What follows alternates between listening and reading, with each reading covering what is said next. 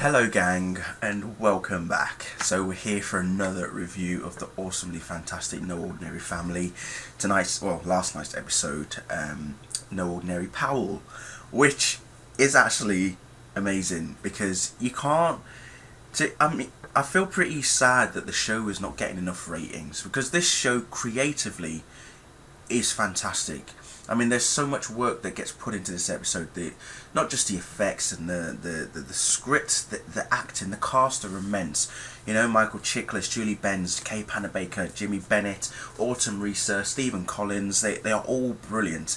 You know, and with a couple of the new additions as well. And I have to say, I am really, kind of gutted that the show is just not getting, the full credit that it deserves. And then, you've got Josh Stewart as the Watcher, Joshua as he's now called, and the very, very beautiful, gorgeous Rebecca Mader as Victoria Morrow. What a hottie. But seriously, this episode, it rocked. It rocked for a couple of reasons. One, Victoria is the ultimate infiltrator. I don't care what anybody says. If you could be a bad person and if you were going to be a villain, the one superpower you should have is shapeshifting, because it will just rock, literally. And the other one, Michael Chiklis against Michael Chiklis, Jim Powell versus Jim Powell. That scene didn't half rock. As soon as I seen Victoria turn into Jim Powell, I was like, oh, this is going to get interesting. Shit is about to get real. No, but seriously, what an awesome episode.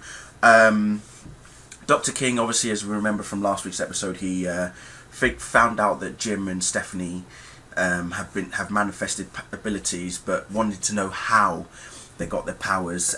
So therefore, there's Victoria. She first of all turns into Stephanie, is searching around the house for any serum, and notices certain things about what the family possess, what they have, like Stephanie's collection of energy bars and her lip gloss as well. But then she becomes Daphne, and then finds out that Daphne and JJ also have powers, so reveals that to Dr. King, who then is like, the entire family have powers, and it seems like there's, trying to figure out how they got the powers and how long it's lasted on them. Is it a permanent thing? Are they using serums? But Victoria searched the house and just found no serum. It really is that particular side of the episode. The funny one comedy factor for me, I thought was really funny, was when George comes back to the lair and pulls a gun on Jim, and I'm thinking, why is George doing that? And then I realised it wasn't actually George that was shooting Jim. And even Jim was thinking, what the hell are you doing? What are you trying to do? You must know that my skin is pretty much impervious to pain, that, I'm invulnerable. It's pointless you shooting me. And then that's when it was revealed that it was actually Victoria, because then George, actually, the real George, did come back home. And then they clocked it, because George and Jim had both found an address for one of King's associates, and it turned out to be Victoria. And then that's when Jim found out that they have been watched for quite some time. So quite a big revelation there for the Powell family. So but then on a side note, we had, again, bless JJ and Natalie. I mean, it's such a cute couple, bless them. But JJ obviously wants to get back with Natalie because, he really does adore her so much. He cares about her a great deal. And then there was an instance where, Natalie notices a locket on this woman and says it's similar to her mother's.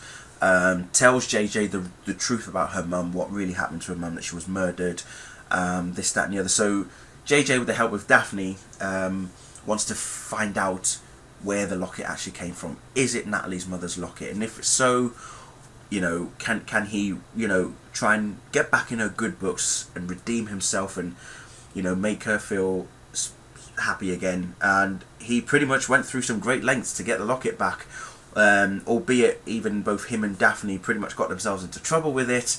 They eventually got it back. But what was also interesting was how JJ finally figured out what Daphne was doing in terms of asking people something and eventually getting the answer that she wanted. When she tried it on JJ, and it didn't last very long, he was like, whoa, excuse me, what do you think you're doing? And then she was like, it wasn't supposed to last long. And then he was like, excuse me, hello, I have a super brain, therefore my brain functions a lot more faster than most people's. So yeah, unfortunately it's not going to work on me. I just sat there and I went, JJ, you are the daddy, you are the man. I'm sorry, but Daphne got owned on that particular part. I'm sorry, she did. But yeah, everything. Oh, and then after poor Victoria got killed, well, Joshua is cleaning up the mess for the Powers now. Now that Stephanie now knows about Joshua's abilities, because Katie had to reveal it because she went back to the lab to steal parts of the plant to replicate the formula to keep Joshua in check, because he's obviously having withdrawal symptoms, as we already remember 2 episodes ago. So it's interesting now that he's in the fold. I'm still at 2 minds as to whether or not he's going to stay a good guy. I'm sure Dr. King will eventually persuade him or something. Something's going to happen to Joshua, I think. Something's going to happen to him further down the line. I can see that he's going to have to make a difficult choice. You know, does he stay with the woman he loves, or does he do what Dr. King bids him to do? Who knows? So yeah, he ended up cleaning up for the Powells, and then Stephanie had to pretend to be Victoria, but it wasn't very easy, I have to say, for her to do that. She had to really work and step up her game to act as Victoria in front of Dr. King. So it's going to be interesting to see how they keep that one up. It'll be interesting to see how not just Stephanie but also Jim keep up acting as Victoria. So we'll see. We will see. But yeah, again, awesome episode. I'm still, you know, a bit bitter that it's not getting the ratings that it fully deserves, because it really does deserve some, you know, really high ratings. And I mean, I know Julie Benz was doing a Q&A last night whilst the show was aired. Michael Chiklis was doing some trending on Twitter as well. And you know, a lot of the No Ordinary Family fans who were on Twitter were also helping with the trending and trying to get as many people as possible to watch it.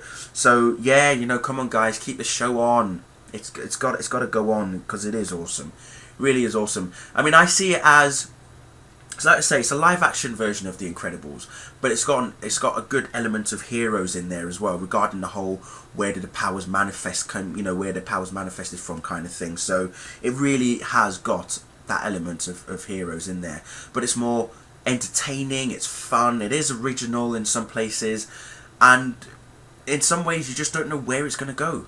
So yeah, let's keep it up. Come on, I love this show, I really do. But anyway, I'm going to leave it there, and I will see you all next week for a new episode as well. Bye.